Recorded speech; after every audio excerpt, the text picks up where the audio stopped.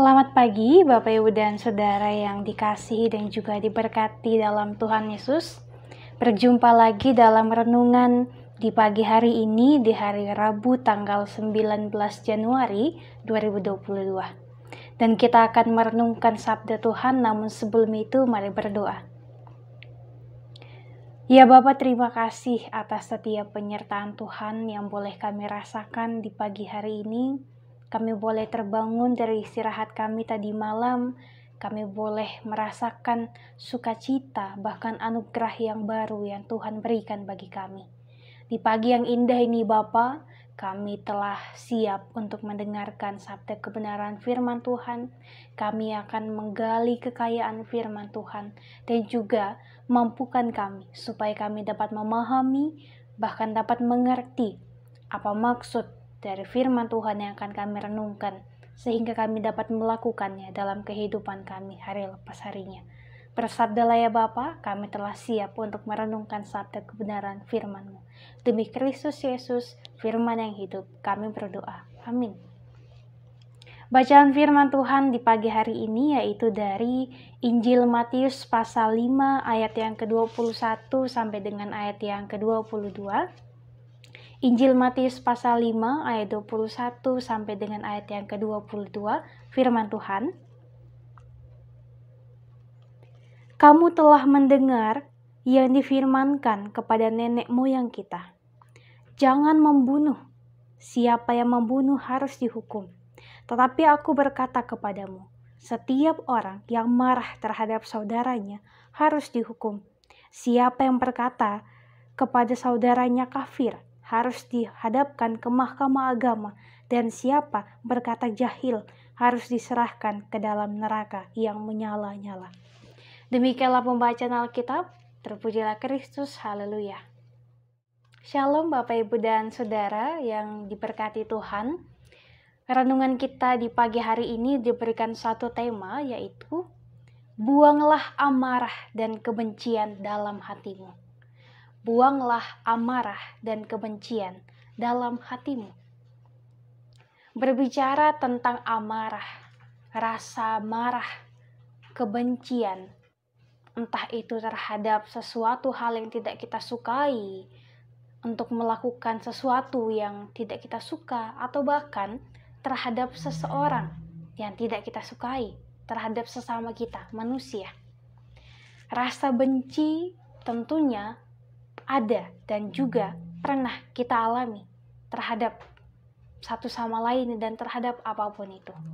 Misalnya saja ketika saya tidak suka dengan binatang ini, dengan binatang itu, bahkan tidak suka terhadap sesama manusia dan menaruh rasa benci, kebencian di dalamnya.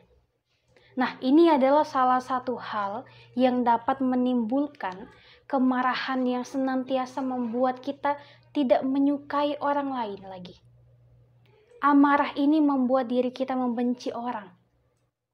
Dan ketika kita telah membenci seseorang, maka kita telah melakukan apa yang tidak dikehendaki oleh Tuhan. Sebab Tuhan pun tidak pernah mengajarkan kepada kita untuk membenci sesama kita. Malahan Tuhan mengajarkan kepada kita untuk doakanlah bagi siapa saja yang menyakiti kita. Sebab amarah tidak dapat menyelesaikan masalah, tetapi dengan amarah malahan akan membuat masalah semakin besar. Nah, Bapak Ibu dan Saudara yang dikasihi Tuhan, hidup di dalam Tuhan Yesus harus membuat kita taat pada Allah. Memang tidak mudah yang kita bayangkan untuk menjadi taat kepada Allah. Kemampuan untuk menjadi taat ini hanya bersumber dari kasih Tuhan. Ketika kita menyadari kasih Tuhan yang begitu luar biasa dalam kehidupan kita, betapa cintanya Tuhan kepada kita, betapa Tuhan sangat mengasihi kita. Kalau Tuhan mau marah bahkan membenci kita bisa saja, karena kita senantiasa melakukan banyak hal yang kita sengaja maupun tidak kita sengaja yang melukai hati Tuhan. Sehingga ketika Tuhan marah kepada kita, itu bisa dikatakan adalah hal yang wajar. Tetapi sekali lagi, karena cinta kasih Tuhan kepada setiap kita, kepada saya, kepada Bapak Ibu dan Saudara, Tuhan tidak benci kepada kita, tetapi Ia malah senantiasa ingin merangkul kita untuk kembali datang kepada Tuhan, ingin merangkul kita untuk kembali setia dan juga percaya pada kebenaran dan juga pada kasih Allah kepada kita sekalian. Nah, Bapak, Ibu, dan Saudara yang dikasihi oleh Tuhan Yesus, dalam hukum Taurat Musa ada tertulis mengatakan bahwa jangan membunuh. Nah, perintah ini tidak saja berarti umat dilarang untuk membunuh.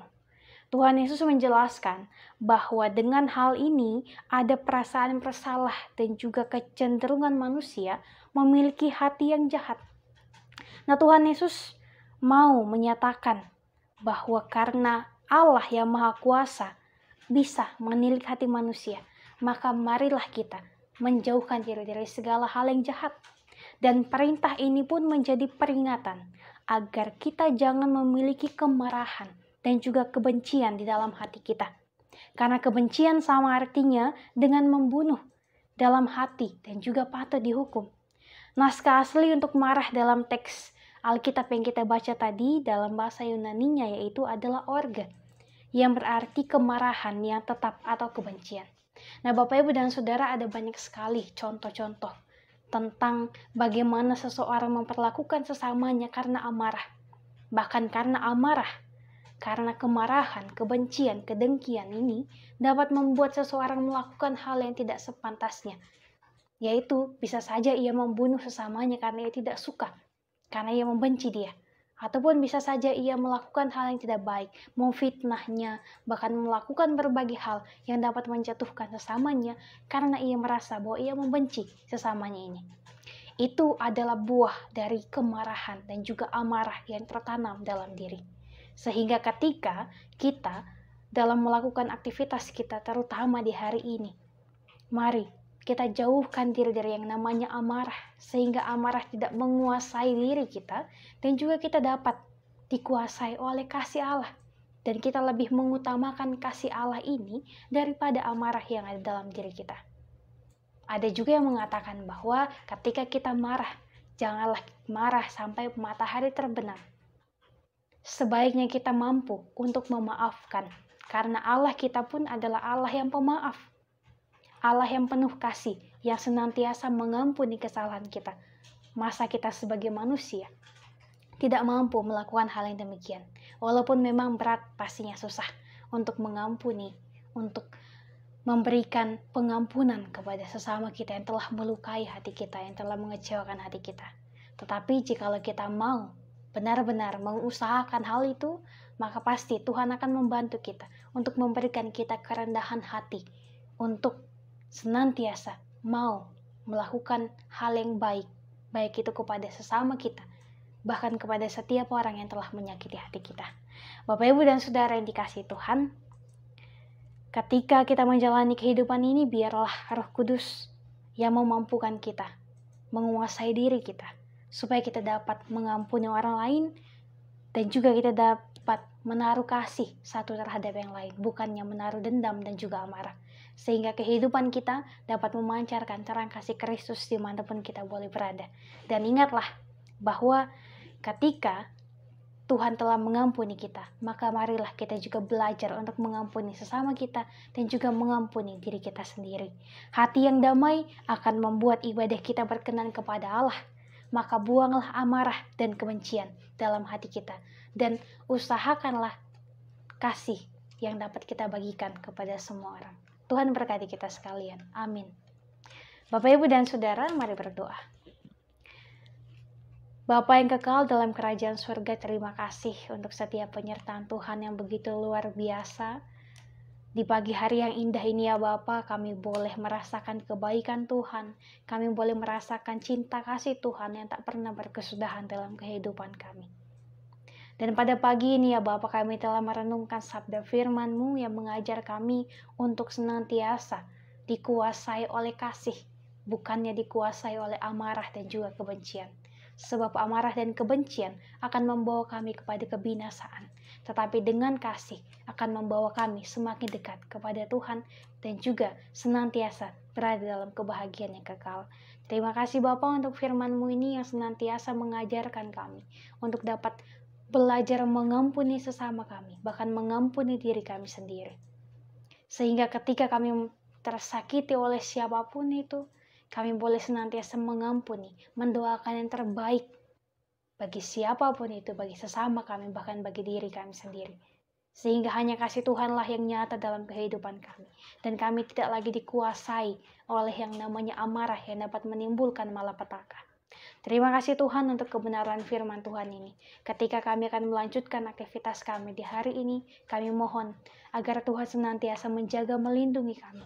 Sehingga kami dapat melakukan berbagai aktivitas dalam pekerjaan kami, dalam pendidikan kami, dalam setiap hal yang kami mengusahakan mencari pekerjaan, bahkan dalam setiap aktivitas kami di rumah untuk melakukan berbagai hal pekerjaan rumah tangga. Dalam kehidupan kami pribadi, bahkan dalam kehidupan keluarga kami, berkati Tuhan. Kami serahkan kehidupan kami hanya ke dalam tangan pengasihan-Mu saja. Ini kami Bapa, dalam nama Tuhan Yesus, Tuhan yang Juru Selamat, kami telah berdoa. Amin.